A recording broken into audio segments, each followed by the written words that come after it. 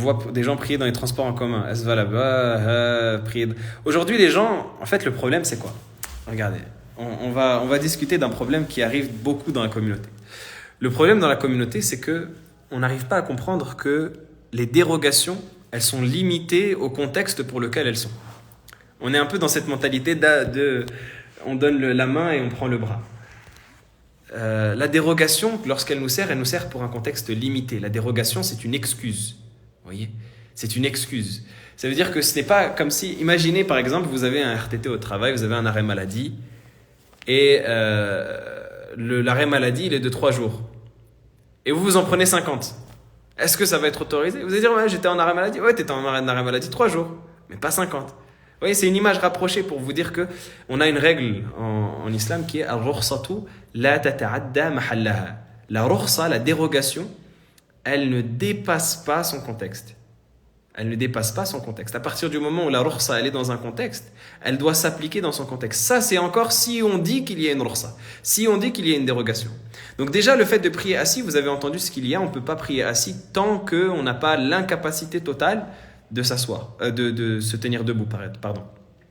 Tant qu'on n'a pas l'incapacité totale, soit par la maladie, soit parce que oui, je suis dans un avion, c'est la période de turbulence pendant 3 heures et la prière va sortir de son temps. Là, oui, je prie assis. Vous voyez ? Mais si je suis dans un contexte où je peux me tenir debout, je me tiens debout. Ça, c'est une chose. Deuxième chose, quitte à dire que on peut prier assis en cas d'extrême nécessité, comme c'est un avis marginal, comme je dis, qui est donné par certains contemporains, ça n'a jamais été élargi à une personne dans un bus. Mais il faut juste réactiver ce qu'il y a dans notre matière grise. Ça veut dire que le bus, je peux m'arrêter. Et le prochain, il arrivera dans 5 minutes. Je prie même derrière l'arrêt de bus et je monte dans le bus. Pourquoi je prie dans le bus? Pourquoi je prie dans les transports en commun? Le métro, c'est encore pire. Si je descends du métro, je peux prier à côté des escaliers, je prie vite fait, et je remonte dans le métro, le prochain, il est dans 2 minutes. C'est quoi la logique qui va faire que je vais réussir à prier dans les transports en commun? Il n'y a aucune logique. Vous me dites, dans un avion, dans un train qui ne s'arrête pas, peut-être, on peut trouver des avis. Peut-être. Je dis peut-être. Parce que malgré tout cela, il faut d'abord épuiser toutes les cartes qu'on a en main avant pour pouvoir arriver à la conclusion où là, je ne peux plus rien faire, il faut que je prie assis ou sinon la prière va sortir de son temps. Mais ça veut dire quoi? Je suis dans le bus tranquille, j'ai mon paquet de chips à côté de moi, je me dis, c'est l'Asr. En plus, il vient d'Adhan, hein. J'ai encore 3 heures pour le faire, je peux arriver chez moi largement. C'est l'Asr, allez, Allahu Akbar. Kava. Et même la personne a dit, moi je ne peux pas prier dans la station. Je peux pas prier derrière l'arrêt de bus. Ton métro, tu vas le prendre pour combien de temps? 1 heure? 1 heure et demie?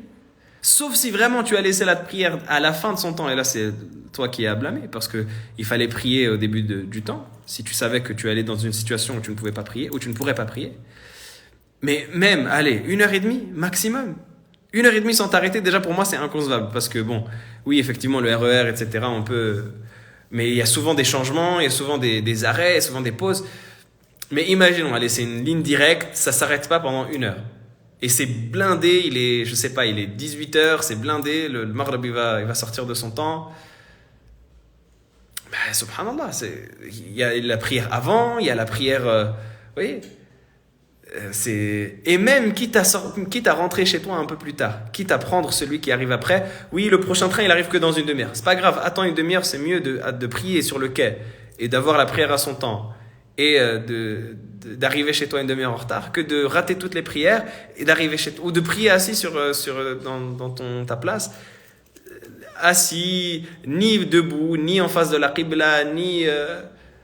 faut pas non plus jouer avec le... Et je dis ça parce qu'il y a beaucoup de gens dans cette situation, et des gens même quand ils vont à la Umrah, j'ai déjà vu des gens de mes yeux, et ça je l'avais déjà dit plusieurs fois dans des lives, j'ai déjà vu des gens de mes yeux, quand ils vont à la Umrah, dans l'aéroport, ils prient assis. Mais pourquoi ? Dans l'aéroport, c'est l'endroit par excellence où on peut prier, je pense.